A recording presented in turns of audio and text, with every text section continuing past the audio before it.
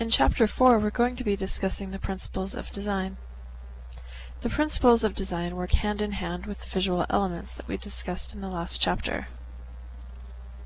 To introduce these, I'd like to first draw a parallel between the principles of design and the visual elements to some common materials used in construction. The principles of design can be seen as the mortar, whereas the visual elements can be viewed as the bricks. Together, the bricks and the mortar can be used to build a house or create a sidewalk. Similarly, when the principles of design are used to hold together the visual elements, then we get a work of art. Now, let's begin by discussing design. We are continually affected by design. The process of selecting and ordering the objects and events in our daily lives is related to the design process in art. Design is the process of organizing visual elements and the product of that process. In considering the principles of design, I'd like you to keep in mind that there are no rules for good design. The principles of design are only guidelines for effective visual communication. Even if you aren't an artist, you may find that after listening to this lecture, you can use the principles of design in many different ways, such as organizing the layout of a term paper, for example, or organizing furniture in your house or paintings on your wall. We study the principles of design for the same reasons that artists do, to develop a design sense, gain vocabulary, and to become more sensitive to the expressive qualities of form. The principles of design are unity and variety, balance, emphasis and subordination, directional forces, contrast, repetition and rhythm, scale and proportion. We'll talk about unity and variety first. Unity and variety are complementary concerns. Unity is the appearance or condition of oneness. Variety provides diversity. You're looking at a photograph by contemporary American photographer Robert Adams. This photograph shows how unity and variety can be found in the bread aisle of a grocery store. Notice how the loaves have a similar shape. They're unified in form. Then notice the variety of labels and colors and shades of gray that are represented in this black and white photograph. One would say in analyzing the principles of design in this photograph that unity and variety is the dominant principle of design illustrated here. Variety acts as a counterbalance to extreme unity. The artist Jacob Lawrence uses the same red as a unifying element in this painting, in a variety of shapes. How else do you see the use of unity and variety in this composition? Now we'll talk about balance. Balance is the achievement of equilibrium, the condition in which acting influences are held in check by opposing forces. There are two general types of balance: symmetrical or asymmetrical. Symmetrical balance is the near or exact matching of left and right sides of a three-dimensional form or a two-dimensional composition. Asymmetrical balance is when two sides of a composition are not the same. Instead, various visual phenomena are balanced according to their visual or referential weights. Artists balance visual properties and forms in the following ways. A large form is heavier and more attention-getting than a small form. A form gathers visual weight as it nears the edge of a picture. A complex form is heavier than a simple form. Color can add to this in balance. Warm colors are heavier in weight than cool colors. Intense colors, such as the bright red dot, are heavier than weak colors. The intensity of a color increases as the background color approaches its complement. To more further study this concept, you may want to consider taking a class in color and design or in basic design. The purpose of this lecture is just to give you an introduction to the basics. The artist Edgar Degas uses asymmetrical balance in this composition, locating the center of gravity on the right-hand side of the composition. What other visual properties does the artist use to give this composition a sense of balance? We'll talk next about emphasis and subordination. Emphasis and subordination are the second principle of design that this artist uses. Emphasis is used to draw our attention to an area or areas.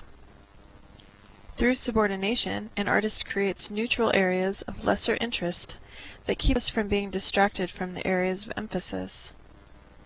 Degas also uses directional forces. Directional forces are paths for the eye to follow, provided by actual or implied lines. Studying directional lines often reveals a work of art's underlying energy and basis for structure. Contrast is the juxtaposition of strongly dissimilar elements. Without contrast, visual experience would be monotonous. Let's visit with this image again by Edgar Degas. Notice how contrast is apparent in the tonality of the horse, juxtaposed against the very flat background. Also, directional forces. The head of the horse is pointing toward the left. Also, the red hat on the jockey in the distance provides contrast. All of these allow the eye to move around, sustain interest, and give the composition a dynamic sense of energy. Now let's talk about repetition and rhythm. You're looking at detail of the 100 geese. This is ink on a paper scroll. This is just a detail of a very large scroll. The complete piece is 14 inches by 29 inches. This was created circa 1270 to 1300 AD. The C with a period after it stands for circa. The repetition of visual elements give a composition unity, continuity, flow, and also emphasis. Rhythm is created through a regular recurrence of elements with related variations. In a sense, you can say rhythm is created by repetition. Now we'll talk about scale and proportion. Scale is the size relation of one thing to another. Proportion is the size relationship of parts to a whole. The relationships of the inner circles become affected by the relative position and size of what is next to them. The inner circles are actually the same size. This is an example of scale relationships. Next, we'll look at examples of artwork that illustrate scale and proportion. This artwork is an example of the distortion of scale. The artists used the distortion of scale to poke fun at the stoic facade of the museum. This is a public art piece by the artists Claes Oldenburg and Cuij van Bruggen. The title is Shuttlecocks. It was created in 1994. This shows a view of 2 of the 4 birdies sitting on location. They're actually 215 feet tall. Before we move on, I'd like to introduce the word format. The term format refers to the size and shape, and thus to the scale and proportion of a two-dimensional picture plane, such as a canvas or a piece of paper. The format can be a rectangle or square, for example. If the format is circular, however, the format is called a tondo. Egyptian art is an excellent example of hierarchical scale.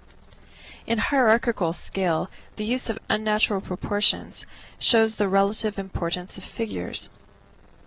Children often use hierarchical scale in drawings of themselves and their family, oftentimes drawing the parents very large, and themselves pretty small, and then their pets or objects even smaller. In this next slide, we'll be discussing proportion. Change in proportion can make a major difference in how we experience a given subject.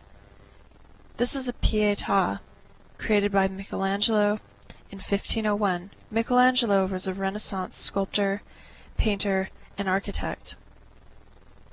Michelangelo wanted the viewer to experience Mary's acceptance of Christ's death, not Mary's discomfort with Christ's death. So he enlarged Mary's body so she's not straining to hold his body. If Mary were standing, she would be over 8 feet tall. The distortion is essential, however, to how we experience the content or meaning of the work. To conclude this chapter, I'd like to summarize what we've learned about design. A finished artwork affects us because its design seems inevitable. It just seems to work. However, artists make many decisions before arriving at a finished piece. Henri Matisse photographed the progress of this painting, which is titled Large Reclining Nude. He left a great record of his process of designing. In addition to reading Chapter 4, I'd like you to also read the article in Artforms titled Expression is Foremost on page 90.